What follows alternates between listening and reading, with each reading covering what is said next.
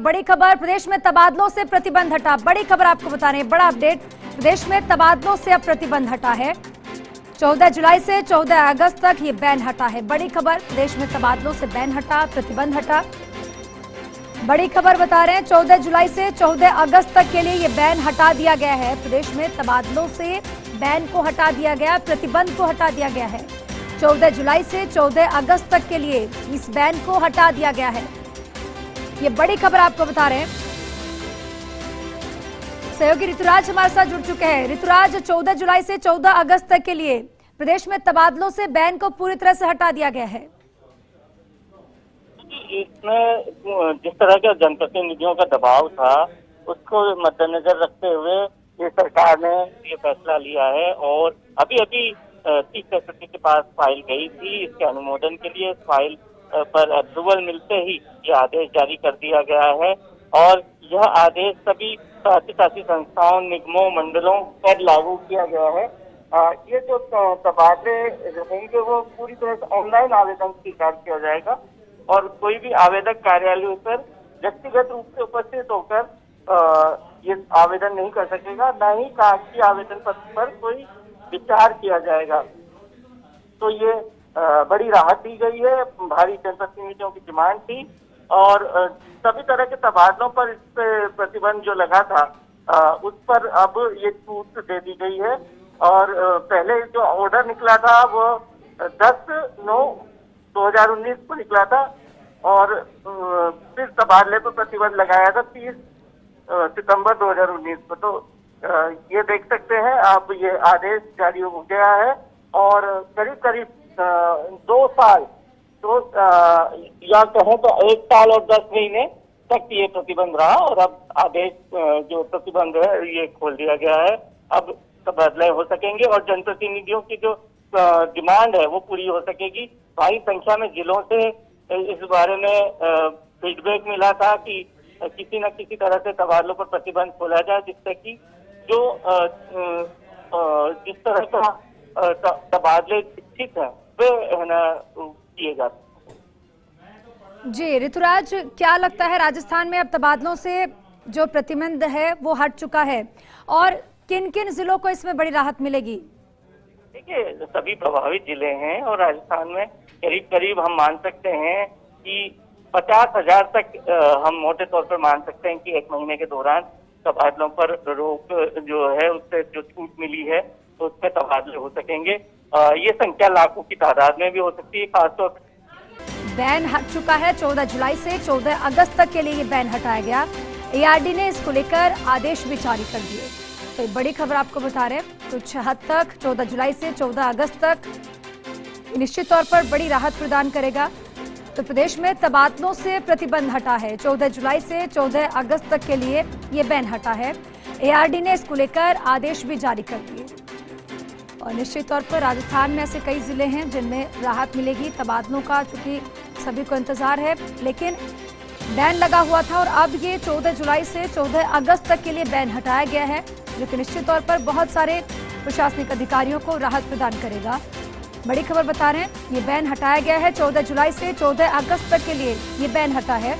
इसको लेकर एआरडी ने आदेश भी जारी कर दिए।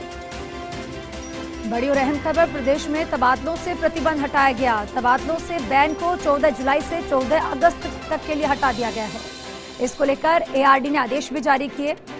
इस वक्त की बड़ी खबर आपको बता रहे हैं।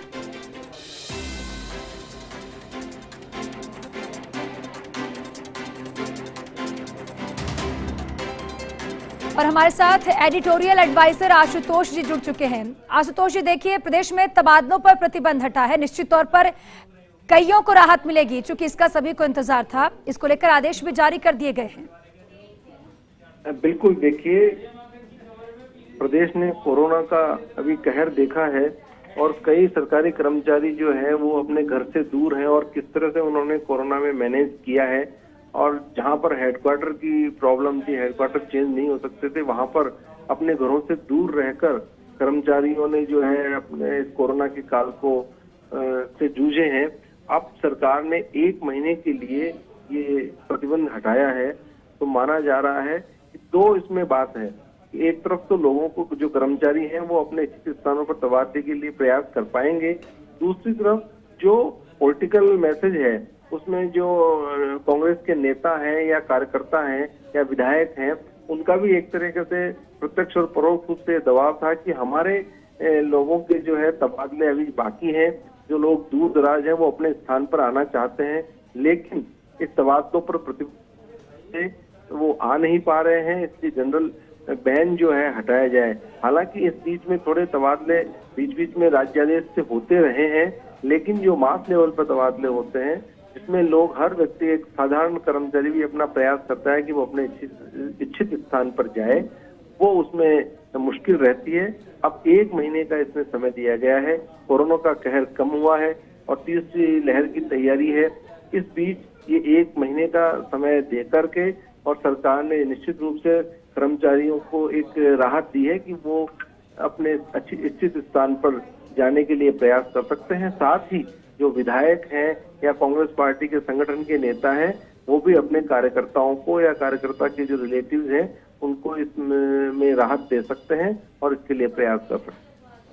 जी आशुतोष जी, कई बार विभाग के सामने ऐसी शिकायतें भी आती है, चूंकि जैसे आपने बताया कि बहुत सारे प्रशासनिक अधिकारी कर्मचारी ऐसे हैं जो परिवार से दूर रहे हैं इस कोरोना काल के दौर में, चूंकि लास्ट टाइम भी इस पर बैन लग गया था और तभी से तबादले पर रोक था, लेकिन अब ये रोक हटा दिया गया है। लेकिन क्या निश्चित तौर पर उन्हें अपनी मनपसंद जगह पर तबादला दिया जाएगा या फिर इस पर सख्ती दिखाई जाएगी? देखिए, जो प्रशासनिक आधार पर तबादले होते हैं, जो सजा के तौर पर तबादले होते हैं, उनके लिए कोई बैन नहीं होता है। राज्य सरकार किसी भी समय पर किसी व्यक्ति को पनिशमेंट के तौर पर हटा सकती है, लेकिन जो इच्छा से तबादले किए जाते हैं, जो अपने इच्छित स्थान पर तबादले किए जाते हैं, उसमें बैन के समय पर वो तबादले सामान्य तौर पर नहीं हो सकते हैं। और देखिए, कर्मचारियों की एक प्रवृत्ति है जो दूर दराज के इलाकों में प्रमोशन होकर के जाते हैं या जहां पर उनकी पोस्टिंग है, वो पहले अपने जिले में आना चाहते हैं, जिले में आने के बाद वो अपने और गांव के पास में अपने शहर में आना चाहते हैं।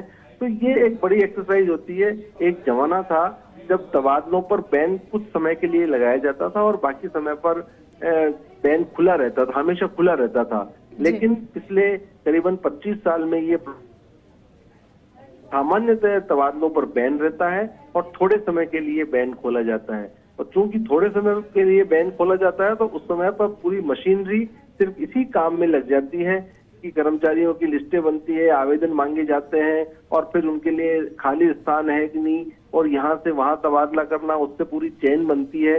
और सरकार का जब एक व्यक्ति का इच्छित स्थान पर तबादला होता है और दूसरे व्यक्ति को उसको हटाकर तबादला किया जाता है, तो उससे सरकारी खजाने पर एक भार भी पड़ता है, क्योंकि उसको डिस्टरबेंस अलाउंस दिया जाता है, उसको टीएडीए दिया जाता है। लेकिन इच्छित स्थान पर, खाली स्थान पर तबादला होता है तो उसमें सरकार पर कोई बोझ नहीं पड़ता है। और मैं मानता हूं कि ये जो बैन खुला है और जो पहले भी बैन खुलते रहे हैं, उसमें ज्यादातर तबादले इच्छित स्थान पर, खाली स्थान पर किए जाते हैं ताकि खजाने पर बोझ नहीं पड़े और ज्यादा डिस्टर्ब लोग जो जिनको कोई कारण नहीं है उनको नहीं हटाया जाए। लेकिन फिर भी कम से कम 20% तबादले ऐसे होते हैं जिसमें किसी व्यक्ति को हटाकर तबादला किया जाता है, उससे खजाने पर बोझ जरूर पड़ता है।